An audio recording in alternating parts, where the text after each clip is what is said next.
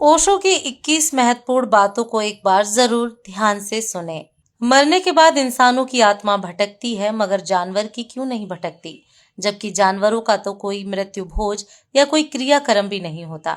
मंदिर के बाहर लिखा था अपने सामान की रक्षा खुद करें, और मंदिर के भीतर लिखा था कि भगवान की मर्जी के बिना एक पत्ता भी नहीं हिलता। कथा सुनाने के 10 लाख फीस लेने वाला कहता है कि सब मोह माया छोड़कर ईश्वर में ध्यान लगाओ, लेकिन खुद का ध्यान 10 लाख पर टिका है। देवी देवता को घर में रखने के बाद भरोसा सिर्फ ताले पर किया जाता है। हवन यज्ञ पूजा पाठ करने से ना अंग्रेज भागे, ना ही मुगल और ना ही गजनी भागा, तो तुम्हारा दुख कैसे भाग सकता है? इंसान को मारकर धर्म की रक्षा करने से बेहतर है धर्म को मारकर इंसान की रक्षा करें, क्योंकि इंसानियत ही धर्म है। जो लोग कहते हैं कि सब कुछ पहले से ही तय है, कुछ भी नहीं बदला जा सकता, वह भी सड़क पार करते समय दोनों तरफ देखते हैं। अगर जूता लटकाने से आपकी गाड़ी दुर्घटना से बच सकती है, तो एक जूता अपने गले में भी लटका लिया करें। आपका जीवन आपकी गाड़ी से ज्यादा कीमती है।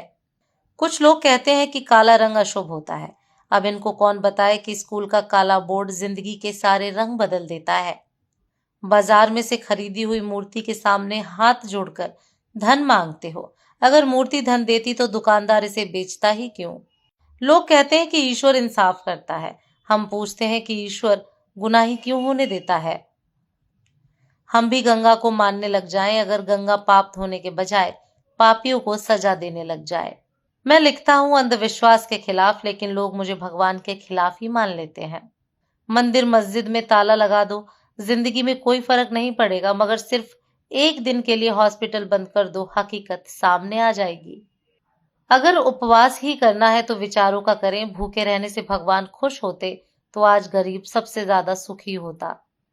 मेरे लिए प्रकृति ही ईश्वर है, विज्ञान ही सत्य है, इंसानियत ही धर्म है और कर्म ही पूजा है। सिर्फ दरवाजे पर शुभ लाभ लिखने से कुछ नहीं होगा। शुभ विचार रखिए, अपने लिए भी और दूसरों के लिए भी, फिर लाभ ही लाभ होगा। जब भगवान को प्रसाद चढ़ाते हैं तो सब में बांटते हैं, तो भगवान को चढ़ाया हुआ पैसा सब में बांटा क्यों नहीं जाता? अगर आप जीवन से कुछ चाहते हैं तो उससे पहले खुद में पैदा करना होगा। हर कोई दुनिया में कुछ नया करने के लिए पैदा हुआ है, ना कि किसी और की नकल करने के लिए। सच्चा प्रेम कभी किसी से कुछ नहीं चाहता, वह तो केवल देना जानता है।